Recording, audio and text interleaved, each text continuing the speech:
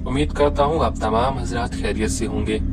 ये इस कहानी की दूसरी किश्त है। जिसने पहली किश्त न सुनी उसका लिंक डिस्क्रिप्शन बॉक्स में है। आपसे गुजारिश पहले आप उस किश्त को सुनकर आए फिर इसे सुने। आज यूनिवर्सिटी में अर्शी का दिल नहीं लग रहा था। वह 3 छुट्टियों के बाद आज आई थी।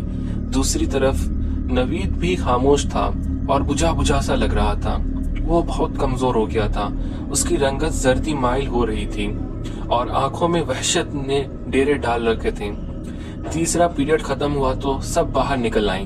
अर्शी ने एक हल्की सी नजर नवीद पर डाली जो दुनिया से बेखबर कागज पर बॉल पेन से अजीब आड़ी तिरछी लाइनें लगा रहा था और वो फिर बाहर निकल गई। अभी कुछ देर ही उसने लॉन में गुजारा था कि क्लासरूम से अचानक से चीख आने लगी। उसे सुनकर हर कोई चौंक गया। अर्शी जो नवीद की कमी शिद्दत से महसूस कर रही थी फौरन उठी और क्लासरूम के पास जा पहुंची। वहां अब तक स्टूडेंट का जमगफीर जमा हो चुका था, लेकिन जो मंजर सामने था उसे देखकर हर कोई हैरत ज़दा था। क्लास में नवीद कुर्सी पर बैठा हुआ खौफ और शिद्दत से कांप रहा था और बार बार कह रहा था, खुदा के लिए उसे छोड़ दो, खुदा के लिए उसे छोड़ दो। जबकि फरजीन जो कि नवीद की क्लास फेलो थी उसे कोई नादीदा हस्ती जमीन पर बार बार उठा रही थी और पटक रही थी। फरजीन के हाथों से और पेशानी से और जिस्म के कई हिस्सों से खून बह रहा था और वो हर तरफ चीखो पुकार मचा हुआ था। फिजा में किसी नादीदा हस्ती के भयानक कहे गूंज रहे थे। नवीद ने जब स्टूडेंट को दरवाजे में खड़ा हुआ देखा तो दौड़ता हुआ बाहर आ गया। स्टूडेंट जो पहले ही खौफजदा थे नवीद को आगे बढ़ता देखकर मुंतशिर हो गए। अर्शी ये मंजर देखने में महू थी। नवीद के बाहर आते ही उसकी टक्कर नवीद से हो गई। दोनों की आंखें चार हुई। नवीद अर्शी को हसरत और गम से देखने लगा, जैसे उसे कह रहा हो, बस देख लिया खुद तुमने अपनी आंखों से।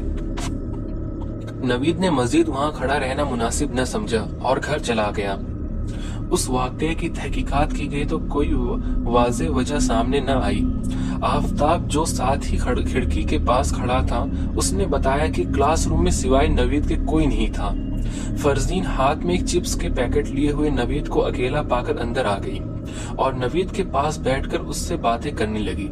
हम सब ये मंजर बहुत दिलचस्पी से देख रहे थे क्योंकि फरजीन ही ऐसी आजाद ख्याल लड़की थी, कोई लड़का उससे बचा नहीं था। दूसरी तरफ नवीद उससे बात नहीं करना चाह रहा था। वो उठा और बाहर जाने लगा कि फरजीन ने उसका हाथ पकड़ लिया और उससे कहने लगी, नवीद क्या बात है, अब तो तुम्हारी मंगनी भी टूट गई है, कभी हमारी तरफ भी देख लिया करो। उसका कहना था कि कोई नादीदा हस्ती उसे मारने पीटने लगी। फरजीन का जिस्म कितनी ही बार हवा में बुलंद हुआ और नीचे गिरा, लेकिन मैं ये बात पूरी यकीन से कह सकता हूँ कि वो मारने वाला नवीद नहीं था। नवीद तो खुद घबरा गया था और उसे रोकने की कोशिश कर रहा था। आफताब इतना कहकर खामोश हो गया, लेकिन अर्शी किसी गहरी सोच में डूब गई। उस वाकये के बाद लोग नवीद से खौफ खाने लगे, उसे देखकर उससे दूर रहने लगे, जबकि नवीद बेचारा बेबसी और हसरत व यास की तस्वीर बन गया। वो खामोशी से सर झुकाए आता और खामोशी से चला जाता। दूसरी तरफ अर्शी थी जो रोजाना 5 वक्त की नमाज में नवीद के लिए दुआएं मांगती थी। उसे मामला कुछ हद तक समझ में आ चुका था। वह अब नवीद से पहले से ज्यादा मोहब्बत करने लगी थी।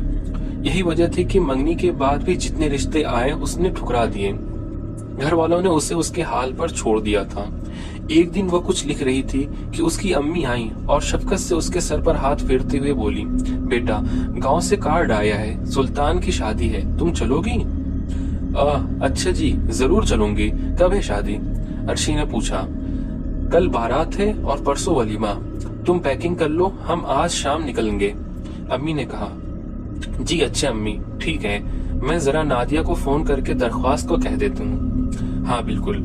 और अम्मी चली गई, जबकि अर्शी नादिया को फोन करने लगी। गांव बिल्कुल पहले की तरह था, खूबसूरत सर सब्जो शादाब। अर्शी पिछली सीट पर बैठी थी। उसका दिल सुहानी यादों की तस्वीर से उभर आया। वह पल, वो लम्हे जो उसने नवीद के साथ उस गांव में गुजारे थे। वह दोनों सारा दिन गांव की कच्ची गलियों और सड़कों पर खेलते कूदते रहते थे।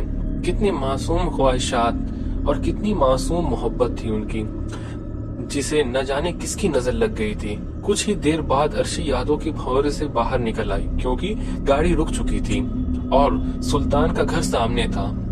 घर को बड़ी सादगी और खूबसूरती से सजाया गया था। अर्शी अपने वालिदैन के हमरा अंदर दाखिल हुई तो हर तरफ रौनक आ गई। सब घर वालों ने उनका पुरतबाक इस्तकबाल किया। अर्शी मुस्कुरा मुस्कुरा कर उनके मोहब्बत का जवाब देती रही। गांव में अब भी यह रिवाज है कि जिसके घर शादी हो वहाँ खानदान वाले और मोहल्ले के अफराद कई दिन पहले ही बसेरा कर लेते हैं, खूब हल्ले गुल्ले हो करते हैं। यही हाल सुल्तान के घर का था। लोगों की एक बड़ी तादाद वहाँ डेरा डाले हुए थी। उन्हीं में अर्शी की बचपन की एक सहेली शाहिदा भी थी, जिसने जो ही अर्शी को दूर से देखा फौरन दौड़ती हुई आई। अर्शी, कैसी हो तुम सुनाओ, क्या हाल है? अर्शी ने खुशी होते हुए उससे कहा। मैं तो बिल्कुल ठीक हूँ, तुम कैसी हो? मैं तो बिल्कुल ठीक हूँ, तुम लोग तो शहर जाकर भूल ही गए बिल्कुल, शाहिदा ने शिकवा किया। अरे नहीं यार, तुम लोग को कैसे भूल सकते हैं। अच्छा और सुनाओ, गांव में क्या हालात हैं? और शाहिदा उससे मुख्तसरन गांव के बारे में बताने लगी। अच्छा ये तो बताओ, वो तुम्हारा आशिक कैसा है? शाहिदा ने शरारतन पूछा। कौन है? अरे भाई वही नवीद, तुम्हारा मंगेतर, और कौन?